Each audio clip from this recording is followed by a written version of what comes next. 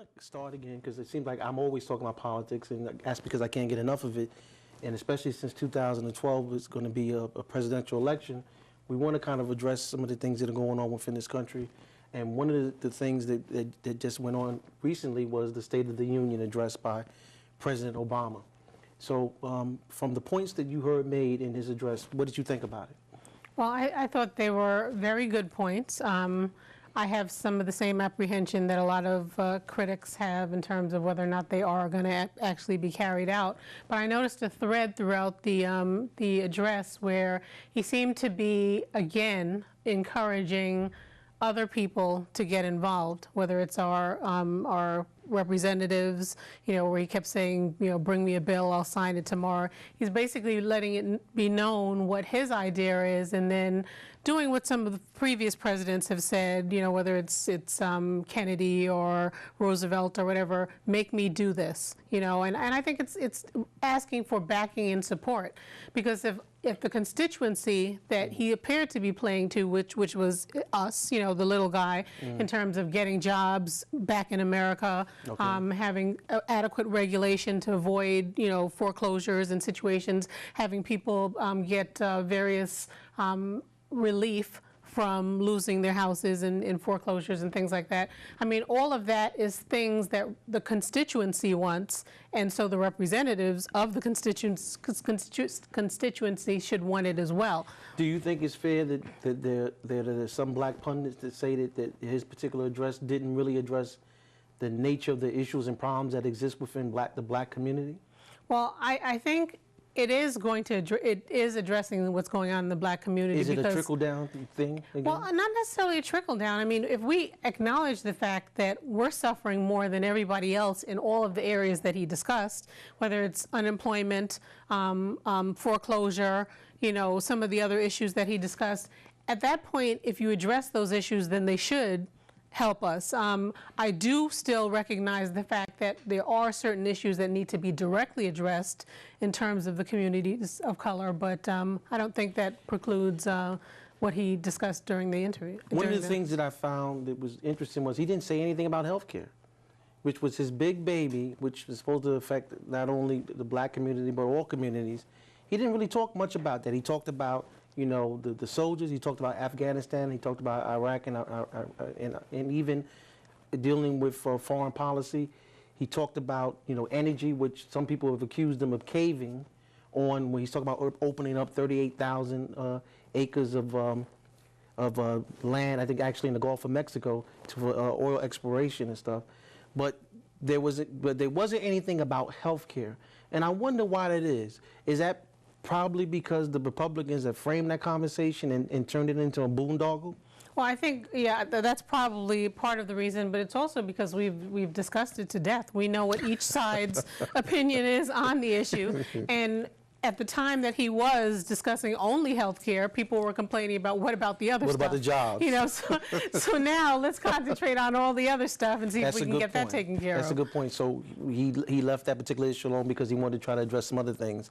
One of the points that I heard him make was talking about job creation, and he talked about how the government, he wanted to use government as a tool to invest in new technologies and things of that nature. It didn't seem like he addressed something that was more specific that we could kind of get an idea where we can fit into that niche, because I know that one of the things that the Republicans have criticized him on was this $500 million that they invested in this technology business that went under. And so my thing is that, you know, maybe part of the problem is that we don't know what opportunities are out there to kind of fit into the things that President Obama is talking about. Yeah, well, you know, understandably, everything's not going to work out as planned. I mean, Right. we have the success story of General Motors, Right. and then we have that, you know, that story that you're referring to counter that. But I mean, we have to look at the issues of the things that he was discussing is trying to bring jobs back here, and also trying to train people where if a job is eliminated based on technology, because no one's trying to fight, you know, advancement. If a job is eliminated, then you do have a way of people moving into another aspect of the company to, you know, be trained and be helpful in another way. So hopefully, you know, the tax incentives and the things that he mentioned could occur. I know it probably left a lot of corporations disgruntled when he's Right. talking about taking away the benefits for the people who are moving jobs overseas and giving them to the people who are keeping jobs here.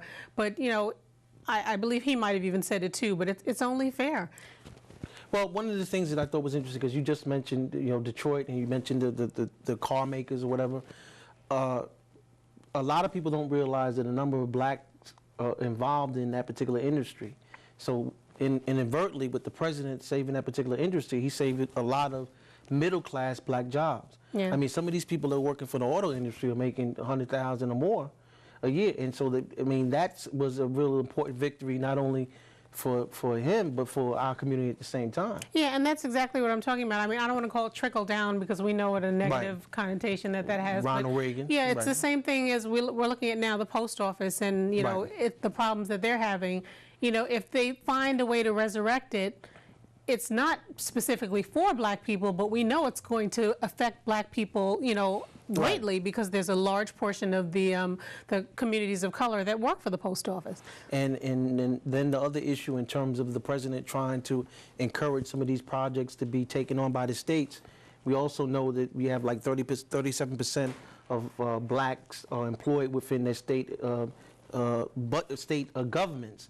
So when these states are out there doing some of these projects, maybe that'll affect them being able to continue to be working, since we're talking, I think the Congressional Budgetary Office talked about there's maybe like 20 to 30 states that are going to be in deficits this year.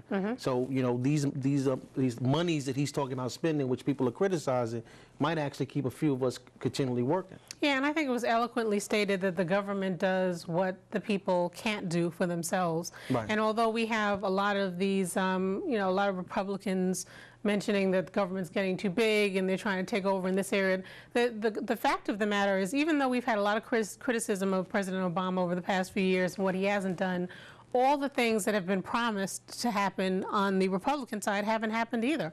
You know, we haven't seen job creation, you know, to the level haven't raised that taxes on these job creators, but yet there's still no jobs being created at the level they were previously. Yeah, and so, I mean, we have to look at the fact that if it's not being done voluntarily, then the government has to step in. Otherwise, you're going to have a larger population of people continuously unemployed, and then the other issue that they're complaining about of people being on Medicare and other public assistance, that's going to have to increase, because no one's really answering the question as to what happens to those people, you know, if the Republicans get their way. I mean, it's similar. I think we've talked about this before. It's similar to the issue in New Orleans when, you know, Katrina occurred and there was, you know, little and no money because the city was underwater, and then they started looking to take away the housing for the low income, you know, and then what happens to those people? You know, no one asks the next question, and I think we need to start asking that in the media.